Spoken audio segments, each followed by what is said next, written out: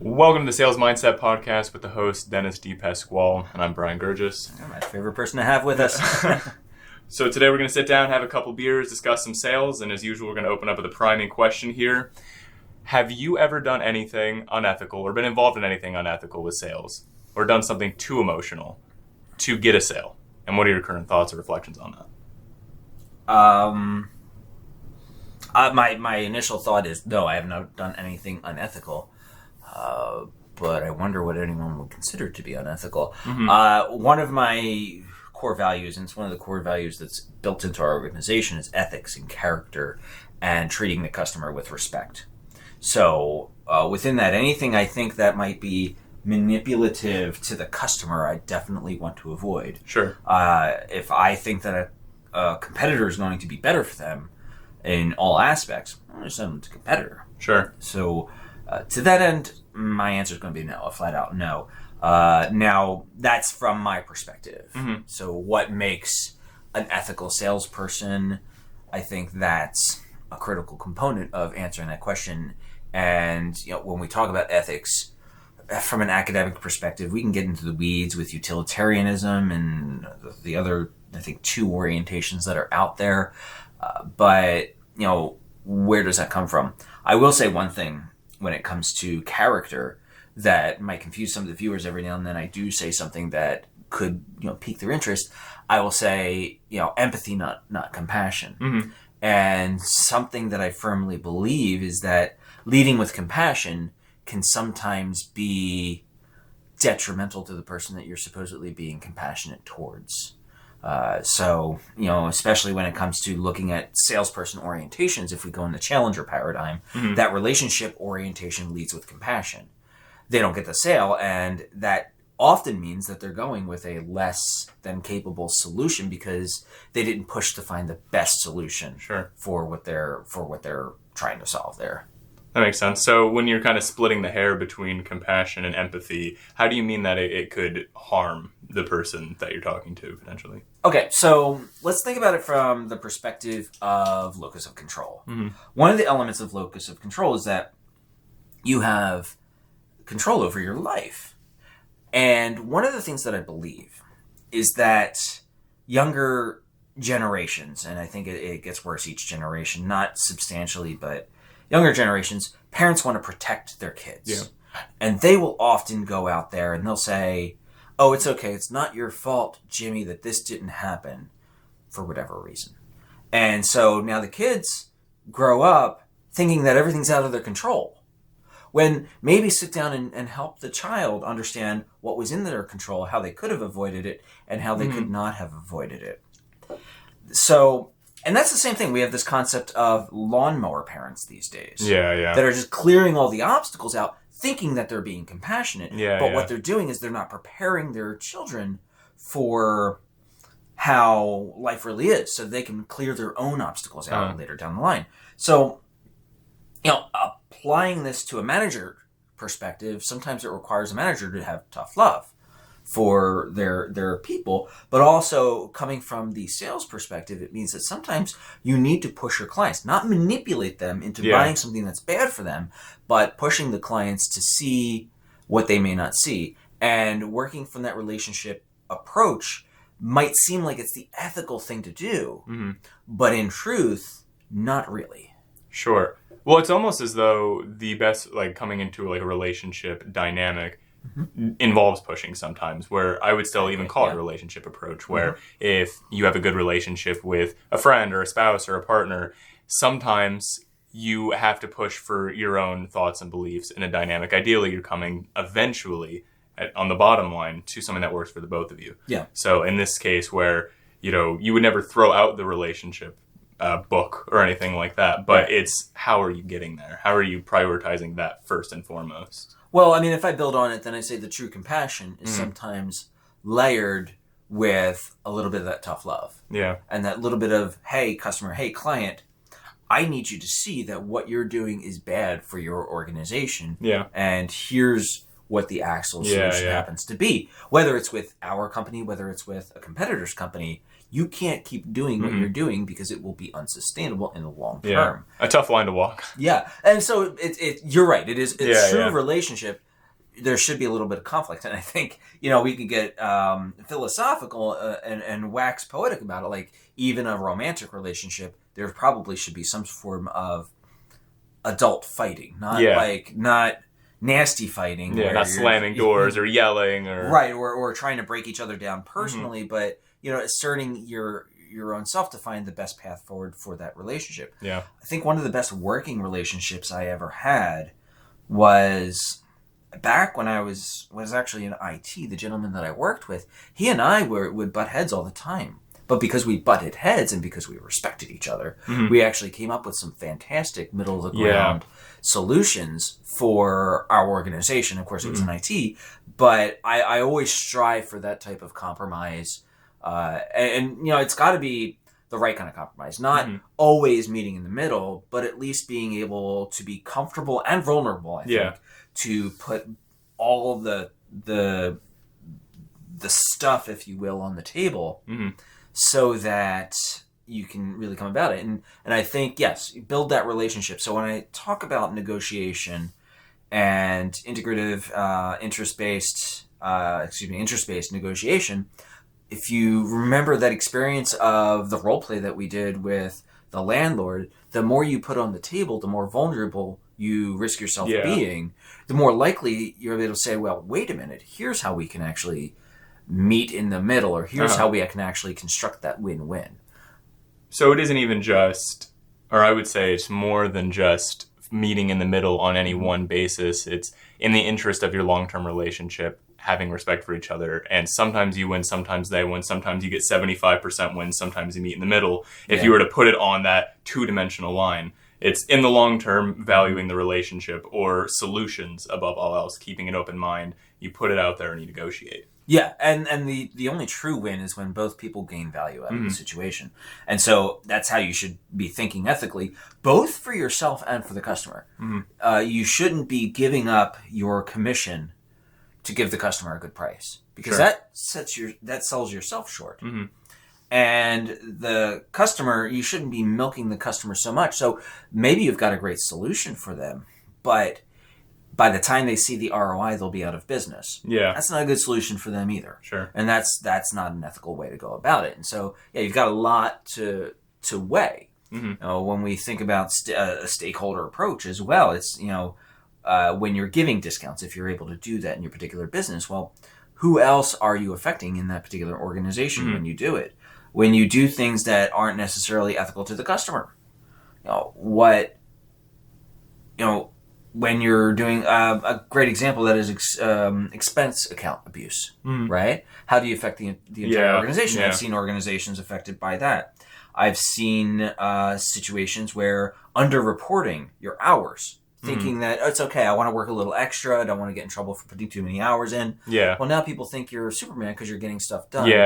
Such poor expectations. Exactly, and you're contributing to wage theft, even though you're technically allowing them to steal it. I don't actually agree with this statement. If you want to be transparent and say I worked 20 hours but I'm only putting 10 in, then it's the ethical orientation of your employer to decide whether that's okay or not. But you've taken the choice to do that. However, if you said I put 10 hours in and it took me 10 hours when it really took you 20 hours to do that project, you're having potential effects on other people in the organization just as much as saying that you worked more time than you put on your timesheet, or than you actually worked, is just that's theft in and of itself as well. Sure. Have you what? Have you done anything that might be unethical or gray? Gray, sure. Not many times. Probably only once or twice that I can remember. Once unethical for the client, and once unethical almost on behalf of the company that I worked for at the time. They're relatively small things in the grand scheme of things, but while they didn't affect anybody that time, it's something to walk away with and say, how are we going to change that next time? And it more so came from emotions more than anything else, where you deal with a client long enough and you want to get something done that you're like, I need you to see this. And one time specifically that I remembered was we were negotiating like final price points and whatnot, and I knew that in a month or two, it was a cyclical charge. It was when I was working for the advertising agency. It was cyclical charges on a monthly basis, and I knew that 2 months from then, I was going to need to up their price by $150 because that just was the true value of what we were doing, and we were going to have to purchase something later on. Mm-hmm. And I told them that in the first couple conversations, but they forgot, and we had a lot of conversations, and it was like the most drawn out extended sales cycle for what wasn't that large of a commitment. I got kind of emotional, and I didn't bring it up when we were signing the final contract. It didn't say in there that, it's not like I put in there we're going to raise the prices and didn't tell them or hit it or anything like that. It was a more open-ended contract where we negotiate in good faith, but I didn't tell them that. And then when it came around 2 months later, I'm like, all right, we're going to have to be doing $500 a month. They're like, what the hell? I agreed to $350 a month. I'm like, no, but I told you though. Even though I knew that there was an encoding issue along the way, I knew that they were not going to be ready for that. It was more so that I wanted the sale, and now that we've gotten started, it was a lot harder for them to back down. It isn't the worst thing in the world, but it is also a gray area where I was rushing to get a sale done, and I reaped the consequences where they did sign for a month or two, but then they dropped it shortly after because it was too expensive for them. Too expensive for them, and there's something to take away from that. Where, like we were talking about before, it's about managing expectations, where if they weren't willing to sign at 500, then it's basically just a waste of my time and then the creative team's time to keep working on their account if we're going to end up losing them in a couple months anyway because of poor negotiation, right. Or they're going to be just a hell of a client because they're going to keep pushing us, trying to get like every single cent of their $500 a month subscription that they didn't intend on initially paying. Right. It ends up paying dividends or negative dividends in the long run. Well, that's I think the real important thing when it comes to being ethical is what is your long-term orientation with the particular customer or client. I did think of something that I'll put it in the gray area. Yeah. I definitely didn't think of it as unethical then, but you kind of spawned the memory with what you just mentioned. Early on in my business, back when it was up north, not our current business, when I was super hungry.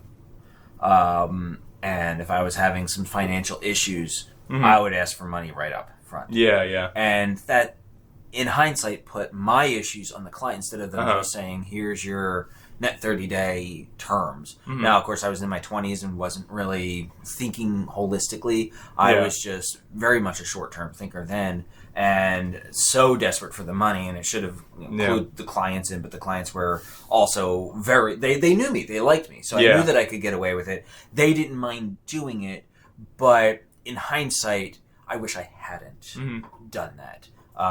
Because it sometimes did put a strain on the relationship when I was like, can I have a check today? Yeah. It's keep continuing to take from a relationship, right? Where it's very reasonable and normal to want to take from a relationship to the same way that you give into a relationship. That's kind of the process of a give and take of a relationship. But again, it's managing the expectations and finding the middle ground between the two. Yeah, absolutely. Yeah. Okay. That actually reminds me, I was listening to a comedian earlier today on the drive here. I was listening to, I put it on my radio. I've been getting old on some different music I've been listening to, but Tom Segura on Netflix. Have you ever heard of him? That's old, huh? That's old? Yes, I have heard of it. Yeah. He's not too old. He just released something just a couple weeks ago on Netflix, but it's one of his older specials on Netflix, and I've already listened to it before. But he said in the special, he said, this is real life advice, no jokes here.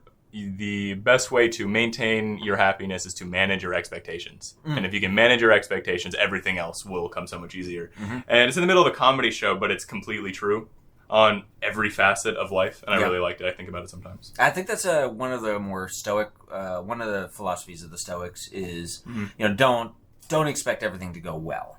And again, I'm not... I'm not one of those people that thumps the Stoic Bible. There's no such thing, but thumps the Stoic Bible. Yeah, sure. But I definitely understand that as a Stoic concept. But it is absolutely important. When you go into a sale, when you go into a situation, the premeditation of evils is something that I like to think about. And this can actually be a good professional development thing for the viewers and listeners to think about. But the premeditation of evils, you obviously want everything to go out, and it's incumbent upon you to make sure that everything happens properly and goes well. But what could go wrong? Manage those expectations. Yeah. And there's actually research out there that shows that it's great for goal setting. So you may have heard that if you set goals, you should write them down. Yeah, that's one of the biggest You're more ones. likely, Well, the next part is don't just write them down, but write down what could get in the way of them happening. Gotcha. Okay? That's interesting, actually. I don't think I've ever heard that before. And then the third part of that, what are you going to do if X happens? So let's say your goal is to consume less calories, for example, as I hold up my beer. Well, how are you going to do it, right? What is your strategy for doing it? Is it going to be to not drink as much when you go out, to order a side of broccoli as opposed to a side of fries? But what could sabotage you? Could it be peer pressure to have fries? Could it be you really crave fries? Yeah. Could it be the alcohol getting to you and therefore you don't think quite as well? And then what are you going to do? Yeah, right? And then what are you going to do about it? Yeah. How are you going to recover if that happens? Well, maybe drink lower alcohol content, alcohol, beer, or whatever.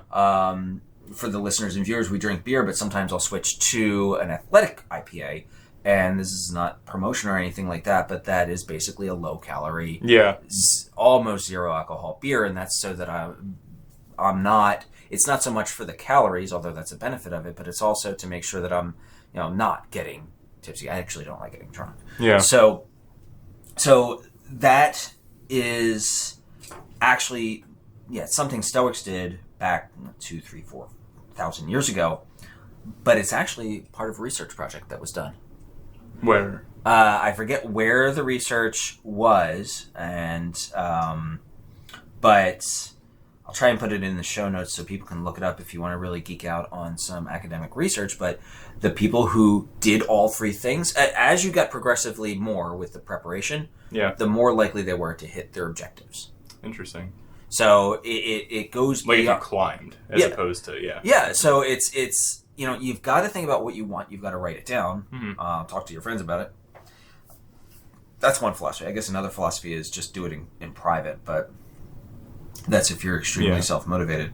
But then what can get in the way, and how are you going to deal with what might get in the way? I'm going to do that. Yeah. Another example, let's say you want to wake up early, and that's one of your objectives, so you go to the gym. Well, what can you do? What's held you back from getting up early in the past? Now let's put this into a sales context for the sales mindset. When you go into a sale, what are the possible objections? What are you going to say about the objections? When you go into cold calling, what's possibly going to happen that could throw you off? When you look at your sales goals, when you look at putting out your KPIs, if you say you're going to make, depending on your call length, 10 to 100 calls a day, dials or actual conversations, is fear going to get in your way? What are you going to do about that fear if you suddenly find yourself procrastinating? If you find yourself on your phone scrolling through TikTok, Instagram, or whatever, what are you going to do? Delete them from your phone. You can install control software on your phone. Yeah, those ones are becoming more popular too. The various things that you can do, like I know with my Android, I'm a green bubble person. I know with my Android, I can turn certain apps off at a certain point. Like right now, 9 to 9, it technically shuts all my apps down except for some key apps. It's relatively easy to turn off on the Android, but the point is, you have to take the active step. It's, at that point, it isn't being passive and opening an app. It's I'm actively going out of my way to make an optimal decision, which is I feel like it's a different psychological process. Yeah, and the same thing. If you're as a salesperson, you should still be looking at lifelong learning. Well, what are you doing to block out distractions from that? From reading, say, Strategic Selling with Miller Hyman or Challenger Sale or something like that. So you don't get too easily distracted. Well, put your phone on DND and only have so many people that can actually slip through that do not disturb gateway, which I know all phones can actually do. And that's important when you're pushing forward. And just to tie it with your original question, ethics. How do you treat yourself? What do you do to guide yourself so that you're the best person you are?